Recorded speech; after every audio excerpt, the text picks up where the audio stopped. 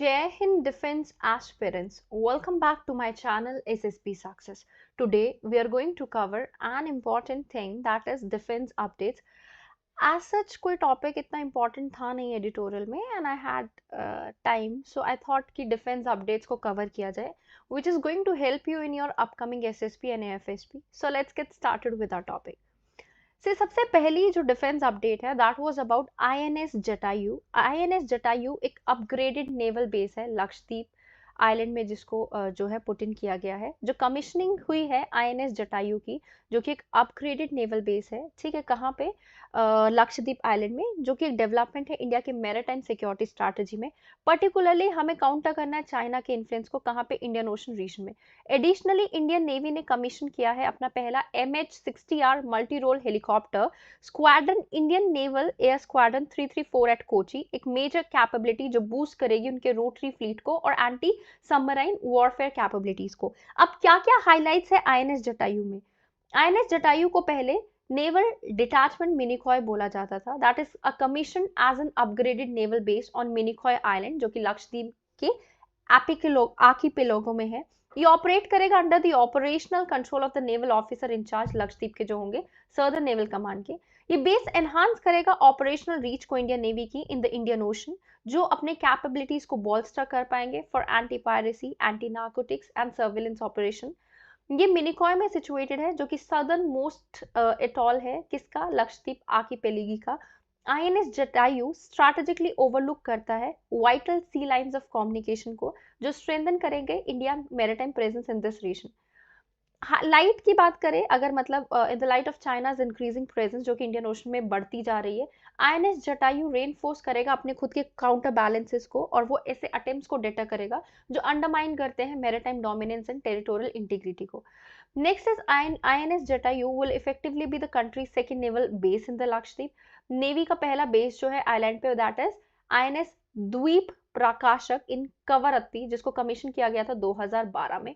INS Jatayu को equip किया जाएगा एडिशनल इंफ्रास्ट्रक्चर के साथ जैसे airfield, personal housing, so that naval operation को आराम से सपोर्ट किया जा सके और इंश्योर किया जा सके कॉम्प्रिहेंसिव सिक्योरिटी कवरेजेस को। मिनिकॉय आइलैंड जहाँ पे आईएनएस जटायु लोकेटेड है वो इंटरसेक्शन पे है crucial sea lines of communication के, like 8 degree channel and 9 degree channel के, जिसकी वजह से वो उसको ससेप्टेबल बनाता है maritime pollution due to heavy maritime traffic also. 8 degree channel आपका इंडियन मिनिकॉय को मालदीव से सेपरेट करता है, 9 डिग्री चैनल सेपरेट करता है Minicoy from the Lakshadweep archipelago. Lakshadweep island क्या है, इंडिया का स्मॉलेस्ट यूनियन टेरिटरी है लक्षद्वीप आइलैंड, ठीक है।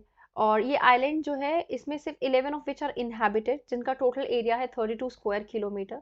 ये डायरेक्टली कंट्रोल में है सेंटर के through an administrator. Lakshadweep part है चेन ऑफ कोरेलिन आइलैंड का इंडियन ओशन में, जिसमें इंक्लूड किया जाता है मालदीव साउथ की तरफ, Chagos archipelago further beyond and the south to the equator. Next is Samudra Lakshmana. समुद्रा लक्ष्मणा एक बायलेटरल मैरीटाइम एक्सरसाइज हुई है इंडिया और मलेशिया के बीच में जो कंक्लूड की गई है विशाखापट्टनम में। इसमें इन्वॉल्वमेंट थी इंडियन नेवल शिप किल्तन की और रॉयल मलेशियन शिप केडी लेकिर की, जिसका एम था इंटर ऑपरेबिलिटी को प्रमोट करना दोनों नेवीज के बीच में।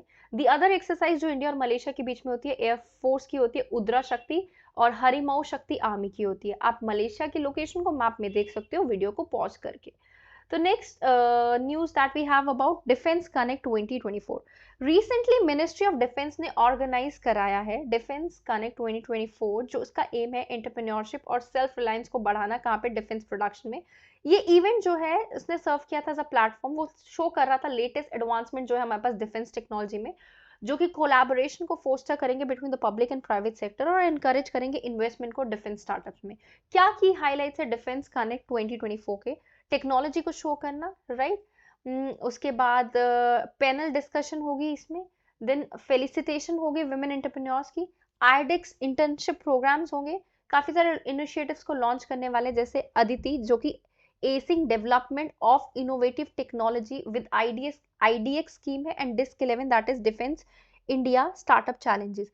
ये इनिशिएटिव क्या करता है, अंडरस्कोर करता है गवर्नमेंट के कमिटमेंट को, ठीक है, कि वो एक वाइब्रेंट डिफेंस इनोवेशन इकोसिस्टम को फोस्टर कर सके। Next is successful flight test of VSHORADS missile was done by DRDO. Recently defence and research development organisation ने कंडक्ट किया है 2 सक्सेसफुल फ्लाइट टेस्ट को of very short range air defence system missile. ये test को carry out किया गया था from a ground based portable launcher off the coast of Orissa, कहाँ पे, इंटीग्रेटेड टेस्ट रेंज पे चांदीपुर। और ये टारगेट करता है high speed unmanned aerial targets को वेरियस इंटरसेप्शन सिनारियोज के वहाँ पे, राइट। वशोधराज एक man portable air defence system है जो कि इंडिजीनियसली क्रिएट किया गया है रिसर्च सेंटर इमारत के द्वारा, जो कि कोलैबोरेशन है DRDO laboratory and Indian industry partners के बीच में।